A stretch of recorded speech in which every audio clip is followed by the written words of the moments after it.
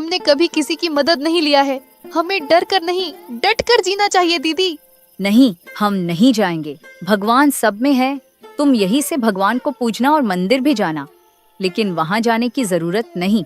यही सब बात करके दोनों बहनें जैसे तैसे रात का खाना खा के सोने जाते हैं।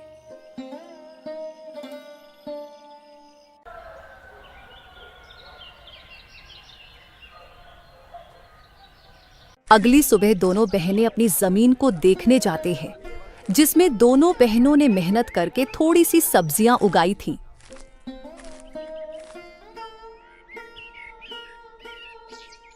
दीदी, अच्छा हुआ कि माँ बाबूजी के जाने के बाद हमने ये जमीन बेचा नहीं। अभी देखो, हमने मेहनत करके कितनी सारी सब्जियां उगाई है। अब हम किसी व्यापारी को ये बेच के थोड़े पैसे कमा सकते हैं।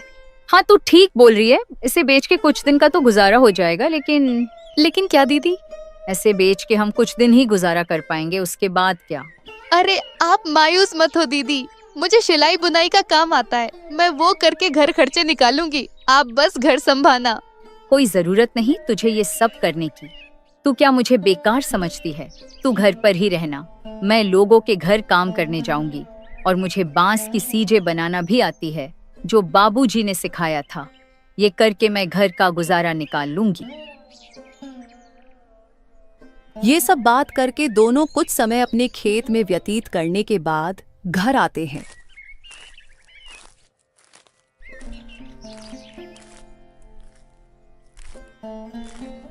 और अपने अपने काम में लग जाते हैं। रात को जब दोनों सोने जाते हैं, तब दोनों बहनें अपनी मुश्किल भरी जीवन के बारे में एक दूसरे से बात करने लगते हैं। दीदी, माँ बाबूजी के बिना ये रातें और भी डरावनी लगती हैं। सब कुछ खाली खाली लगता है ना दीदी? हाँ मीरा, पर अब हम माँ बाबूजी दोनों की जिम्मेदारी निभा रहे हैं। हमें हार नहीं माननी। ये जमीन, ये घर, सब कुछ उनका दिया हुआ है। हमें इसे बचाना है किसी भी कीमत पर। यही सब तो माँ बाबूजी की यादें हैं। ज्योति बहुत ही हिम्मती थी। वह तो किसी से मदद भी नहीं लेना चाहती, लेकिन उसे अपनी बहन को लेके बहुत चिंता होती थी। अगले दिन जब दोनों बहनें खेत पर पहुंची, तो देखा कि जमीन के बीच एक खूंटी गड़ी हुई थी। दीदी, ये जमीन के बीचों बीच खूंटी कौन गाड़ गया? ये तो कल यहाँ नहीं थी, और न ही हमने इसे गाड़ी है। जरूर इसे कोई यहाँ गाड़ गया है। ये जरूर हमारे चाचा चाची का काम होगा, लेकिन ये काम बिना किसी सरकारी आदमी के नहीं होता। इसका मतलब हमारे खेत को ये लोग बांटने की साजिश चला रहे हैं। उसी वक्त दूर से धर्मपाल आता दिखा और उसके साथ बिमला और उनका बेटा कमल भी था। तीनों के चेहरे पर अजीब सी मुस्कान थी।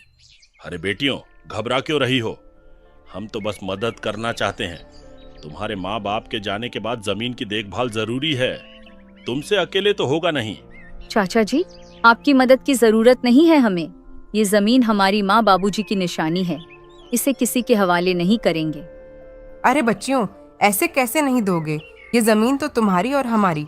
कमल के दादाजी ने अपने दोनों बेटों को बराबर हिस्सा करके दिया था, लेकिन शायद तुम्हारे पिता अपने आखिरी दिनों में तुमसे ये बात बोलना भूल गए।